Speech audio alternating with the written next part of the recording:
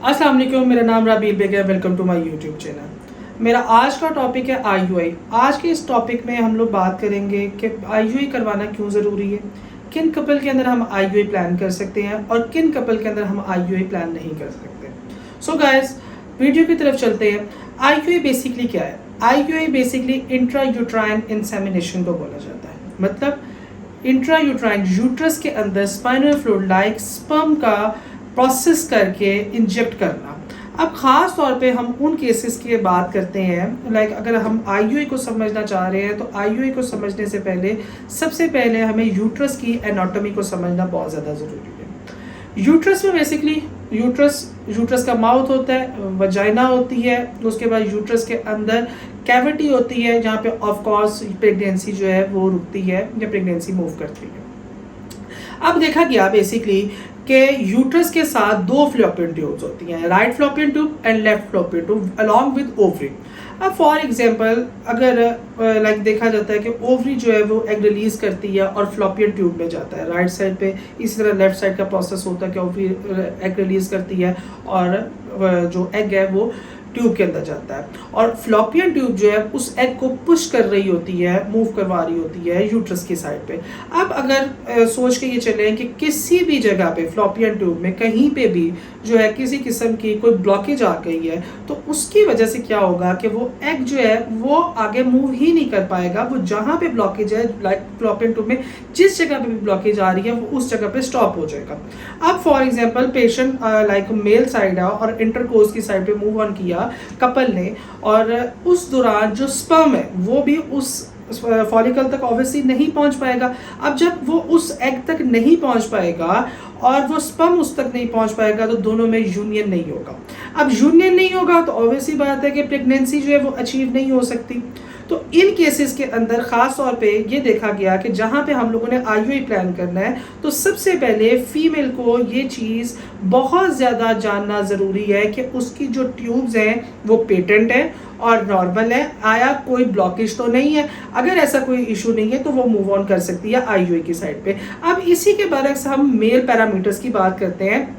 हम लोगों को काफ़ी इस तरह के क्वेश्चंस जो हैं वो किए जाते हैं डॉक्टर की तरफ से कि आया मेल पैरामीटर अगर लाइक किसी किस्म का कोई इशू है तो उसमें हम लोग आईयूआई प्लान कर सकते हैं। हाँ, अगर कोई ऐसा मेल है फैक्टर है कि जिसमें लाइक बॉर्डर लाइन ओलिगोस्पर्मिया है, for example 12 to 15 million sperm हमें मिल रहे हैं नेचुरली एजैकुलेट के अंदर, तो उस केस के अंदर अगर हम आईयूआई प्लान करते हैं तो हमारे पास सक्सेस रेट आ सकता है। पर अगर उसकी मोटिलिटी अगर ख़राब है, लाइक अगर उसकी मोटिलिटी अच्छी नहीं है, कुछ परसेंट भी अगर उसकी मोटिलिटी जो है वो किसी भी की वजह से जो है वो ख़राब है तो उन केसेस के अंदर हम हरगिज़ आईयूआई प्लान नहीं करेंगे।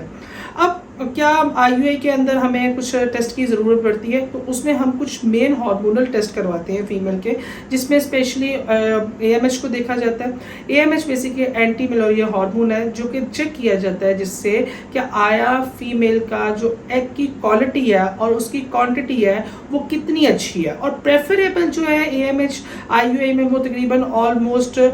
लाइक मोर देन 1.5% है, तो अच्छा है आईयूआई के लिए। अच्छा, इसके अलावा हम प्रोलैक्टिन चेक करते हैं क्योंकि प्रोलैक्टिन का बहुत ज़्यादा रोल है उसकी लाइक फॉलिकल के अंदर, उसके मैच्योर होने के अंदर, उसके कैसे जो है वो हम लोगों को रिजल्ट्स मिल सकते हैं। तो इन 2-3 चीज़ों को हम लोग आईयूआई के जब प्लान करना होता है केस के अंदर तो इन 2-3 चीज़ों को हम लोग लाजमी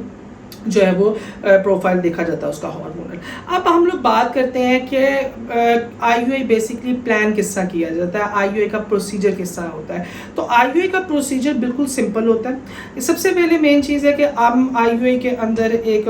लाइक किसी भी आप अगर पेशेंट है तो वो किसी भी फर्टिलिटी सेंटर पे मूव ऑन कर रहा है तो उसके देखा जाता है कि उसको एक सीमन कंटेनर दिया जाता है, उसके अंदर वो स्पेसिफिकली अपना सीमन देता है और उसके बाद हम लोग अपना जो आईयूआई लैब होती है उसके अंदर उस सीमन को जो है वो प्रॉपर वॉश किया जाता है और वॉश करके जो उसमें गुड मोटाइल हेल्दी स्पर्म होते हैं वो पिक कर लिए जाते हैं एक कैथेटर के थ्रू, और वो कैथेटर जो है वो फीमेल की यूट्रस में जो है वो इंसेमिनेट कर दिया जाता है, मतलब यूट्रस से गुजार के सर्विक्स से गुजार के वहाँ पे ट्यूब्स के पास उसको जो है वो इंसेमिनेट किया जाता है, वहाँ पे उस स्पर्म को जो है वो छोड़ दिया जाता है। अब उस स्पर्म की जो टोटल वॉल्यूम होता है वो तकरीबन मैक्सिमम 0.4 ml टू 0.8 ml होता है, जिसमें टोटली उसके हेल्दी मोटाइल स्पर्म जो है वो अवेलेबल होते हैं। अब काफ़ी केसेस के अंदर ये पूछा जाता है कि आया आईयूआई का सक्सेस रेट क्या है। तो आईयूआई का मैक्सिमम सक्सेस रेट जो है वो तकरीबन 12 to 15% है, पर ये 12 to 15% उस सूरत में है कि जब एक अच्छी किसी फर्टिलिटी क्लिनिक से आप आईयूआई प्लान कर रहे हैं कि अच्छी उसकी प्रॉपर जितनी भी उसके क्राइटेरिया से उसके पैरामीटर हैं आईयूआई सैंपल प्रिपरेशन के वो प्रॉपरली हो रहे हैं। अच्छा, उन केसेस के बाद ख़ास तौर पे ये चीज़ जाननी बहुत ज़रूरी है कि आईयूआई बिल्कुल पेनफुल प्रोसेस नहीं है। लाइक अगर जिस तरह ही आपने आईयूआई प्रोसीजर करवाया, ऑलमोस्ट तकरीबन 10 to 15 मिनट्स का ये टोटल प्रोसीजर होता है इंसेमिनेशन का। और इसके अंदर ये है कि जिस तरह फीमेल प्रोसीजर करवाती है, अगर वो वर्किंग वूमेन है तो वो अपने उसी टाइम ऑफिस के लिए मूव कर सकती है, अपने घर के लिए मूव कर सकती है, तो उसमें कोई इतना इशू नहीं है कि मतलब उसमें कोई हॉस्पिटलाइज्ड पेशेंट हो या कोई उसका लंबा कोई प्रोसीजर हो, ऐसा कुछ नहीं है। अब हम लोगों ने बेसिकली ये बात करनी है कि आया आईयूआई करवाना ज़रूरी क्यों है, why should we do IUI. अच्छा, इसमें इस चीज़ को समझने से पहले हमें थोड़ा बेसिक समझना बहुत ज़रूरी है। हम लोग जब एक मेल एंड फीमेल कपल जो है वो इंटरकोर्स करता है तो जो स्पर्म होता है वो बेसिकली वजाइना से होते हुए यूट्रस के अंदर मूव ऑन करता है। अब वजाइना के अंदर तकरीबन 90% जो स्पर्म है वो टोटल डिस्ट्रॉय हो जाता है और यूट्रस में जस्ट मैक्सिमम 10% स्पर्म जो है वो डिपॉजिट होता है। अब ये देख के अगर हम लोग चलें फॉर एग्जांपल कि एक मेल का टोटल सीमन जो काउंट है, स्पर्म काउंट है, वो अगर 30 मिलियन है तो 30 मिलियन को अगर हम लोग देखें कि 90 जो परसेंट है वो स्पर्म वजाइना के अंदर डिस्ट्रॉय हो गया है और 10% जो है वो स्पर्म आगे से यूट्रस के अंदर गया है और 10% की हम अगर ऑन एन एवरेज देखें तो हमारे पास तकरीबन ऑलमोस्ट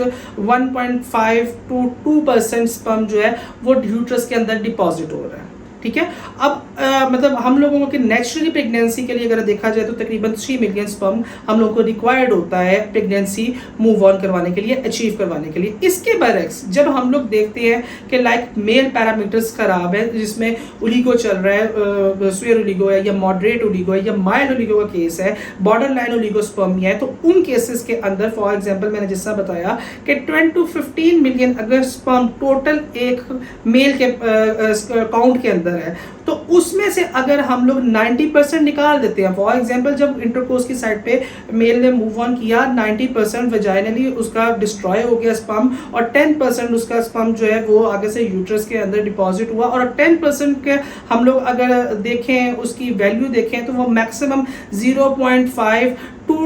मैक्सिमम 0.7 मिलियन बनती है, जो कि एक नेचुरली प्रेगनेंसी को अचीव करने के लिए पूरी नहीं है या नेचुरली प्रेगनेंसी उस स्पर्म के ऊपर अचीव नहीं हो सकती। हाँ, अब इन केसेस के अंदर जब हम आईयूआई प्लान करते हैं तो हम जो टोटल मोटाइल स्पर्म है जिनकी क्वालिटी अच्छी है उन स्पर्म को हम डायरेक्ट जो है वो ट्यूब्स के पास जाके जो है वो छोड़ देते हैं, वहाँ पे रख देते हैं, उस स्पर्म को इंजेक्ट कर देते हैं,